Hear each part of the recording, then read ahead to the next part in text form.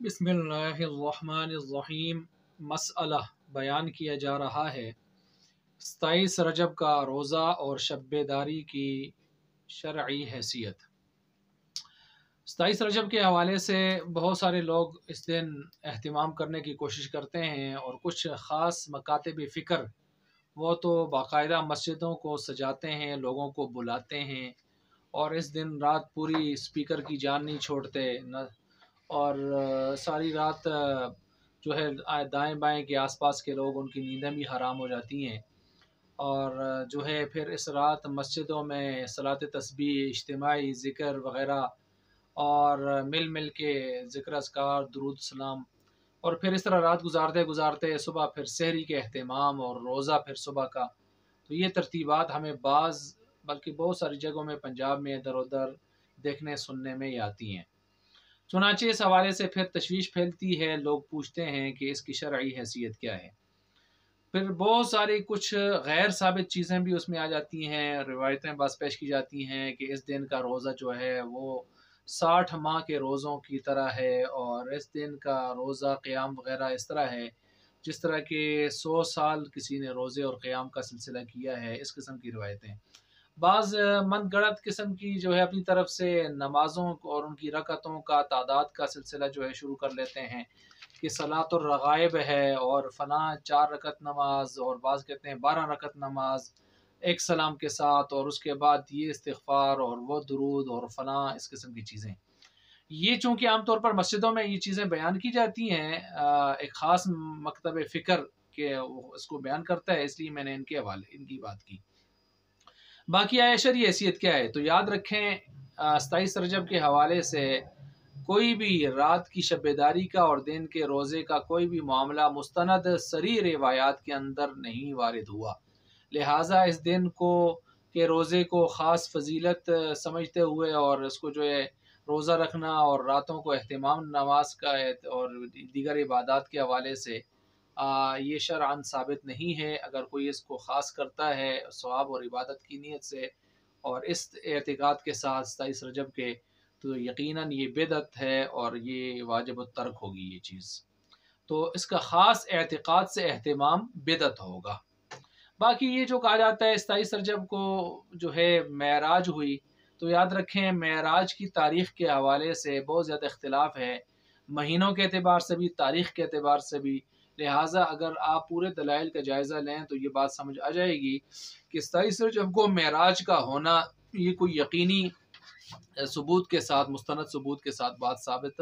नहीं हो रही। इसमें अहले इल्म का बहुत सारा इख्तिलाफ़ है महीनों और तारीख़ के एतबार से। तो बहरहाल याद रखें दौरे जाहिलियत में जिस अंदाज से लोग इस महीने की हुर्मत के कायल थे, चुनांचे ये 4 महीने हुर्मत वाले महीनों में से एक महीना शुमार होता था, रजब, ज़िलक़ाइदा, ज़िलहिज्जा और ये मुहर्रम। तो उस हवाले से हज़रत उमर ज़रां ने इस रजब में रोज़ा रखने वालों को जो है इससे रोका और गोया उनकी हथेलियों पर वो मारते थे और उनकी हथेलियों को, हाथों को खाने में डालने पर उनको मजबूर करते थे कि रोज़ा ना रखो, खाओ, कि वो इस दिन के हवाले से गायत एहतराम, ज़्यादा एहतराम की गरज से आगे कहीं खुराफात इन चीज़ों का इर्तिकाब न कर लें, रोज़े वग़ैरह इस तरह की चीज़ें। तो इसी तरह आप अलैहिस्सलाम से पूछा गया रजब के रोज़े से मुताल्लिक़, तो आप अलैहिस्सलाम ने फरमाया कि तुम शाबान का रोज़ा क्यों नहीं रखते, शाबान का रोज़ा, जिसमें आप अलैहिस्सलाम भी कसरत से रोज़े रखते थे। अच्छा, ये भी याद रखें शेख अब्दुल हक मुहद्दिस देलवी रहमतुल्लाह अलैह ने उनकी किताब मा सबता बेसुन्ना उसके अंदर जो है बहुत सी रिवायात लाई हैं। उन रिवायात के हवाले से अगर हम देखें तो उस तरह की जितनी रिवायात हैं बहुत बड़ी शख्सियत हैं, इल्म के मीनार हैं और हुज्जतुल्लाह फ़िल अर्ज़ हैं। हाफ़िज़ इब्न हजर अस्क़लानी रहमतुल्लाह अलैह, उन्होंने किताब लिखी है तबयीनुल अजब बिमा वरद फ़ी फ़द्ल रजब, रजब के महीने के हवाले से। उसमें उन्होंने इन रिवायात पर मुहद्दिसाना कलाम किया है और ज़ईफ़, मौज़ू और बातिल तक करार दिया है। तो लिहाजा इन रिवायतों को जो भी इस तरह की 27 रजब के हवाले से ख़ास तौर पर पेश की जाती हैं, तो या वो ज़ईफ़ मौज़ू होती हैं या फिर वो हद दर्जे की ज़ौफ़ वाली ज़ईफ़ होती हैं। इसी वजह से इनको उन्होंने बातिल करार दिया है। اچھا، پھر یہ بھی یاد رکھیں اگر کسی آدمی کی ترتیب پہلے سے چلی آ رہی ہے اور وہ ایام 20 کے روزے رکھتا ہے تو وہ کبھی لیٹ ہو جاتے ہیں، تو اس طرح کے اگر روزہ ان دنوں میں رکھ رہا ہے اس تاریخ میں تو کوئی حرج کی بات نہیں ہے. یا کوئی پیر جمعرات وغیرہ کے دنوں میں روزہ رکھتا ہے، یا کوئی قضا روزہ رکھتا چلا آ رہا ہے، یا کوئی نفلی روزہ تھا عمومی وہ تو رکھ رہا تھا، نہ کہ اس دن کے حوالے سے خاص کر کے، تو وہ معاملہ جدا ہے، وہ درست ہے. لیکن اس دن کے حوالے سے 27 رجب کی فضیلت کا قائل ہو کر دن رات کی اور شب داری اور روزہ، یہ علیحدہ سے کوئی مستند دلائل اس کے اوپر میں نہیں مل رہے، لہٰذا اس کا اعتقاد، اس خاص اعتقاد کے ساتھ اس کا اہتمام بدعت کا قرار پائے گا. یہاں یہ بات بھی یاد رکھیں کہ آپ علیہ السلام کو معراج ہوئی تو آپ کی معراج سن 590 میں یا اس سے اوپر دیگر روایات بھی آ رہی ہیں، تو 18 سال تقریباً آپ علیہ السلام کے دور میں رجب آیا ہے، لیکن ہم نہیں دیکھتے ایسا کوئی معاملہ کہ آپ نے رجب کے اندر 27 رجب وغیرہ کے حوالے سے کوئی ایسا اہتمام فرمایا ہو، تو یا شب معراج کے حوالے سے کس دن معراج ہوئی تھی تو خاص اہتمام کیا ہو، کوئی ایسی روایت نہیں مل رہی. اسی طرح یہ بھی یاد رکھیں کہ شب معراج کی تاریخ میں نے کہا مہینہ اور تاریخ کے اعتبار سے بھی کیا اختلاف ہے، اور شب معراج جس دن میں ہوئی ہے 27 رجب کو ہوئی ہے یا دیگر جو اقوال ہیں، لیکن یہ اس رات کا معراج کا ہو جانا اس رات میں یہ کوئی اس طرح کی بات نہیں تھی کہ ہر سال اس دن کو اس رات کو منایا جاتا خاص طور پر عبادت کے ساتھ خاص کر کے. اگر ایسی صورت ہوتی تو آپ علیہ السلام کم از کم اس تاریخ کو یاد رکھتے اور صحابہ یاد رکھتے اور اس تاریخ کے مطابق آگے سالانہ اسی طرح لوگ جو ہے اہتمام کرتے. لیکن ہم دیکھتے ہیں نہ آپ علیہ السلام کے ہاں کوئی اہتمام پایا جا رہا ہے، نہ صحابہ، نہ تابعین، نہ تبع تابعین یہ سلسلے کر رہے ہیں. تو پتہ چلا دن منانے کے، جشن یا ماتم کے حوالے سے کوئی ایسے تصورات موجود اسلام میں نہیں ہیں،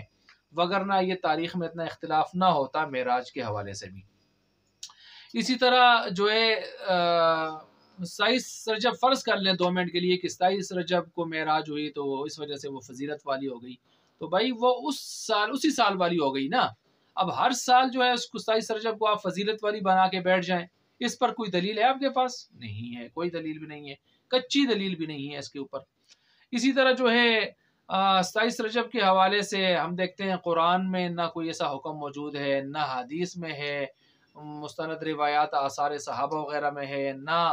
اقوال تابعین میں ایسا کوئی مستند عمل مل رہا ہے، کوئی بات مل رہی ہے، نہ ہی خیر القرون کے اندر پوری سارے خاموش ہیں اس سے.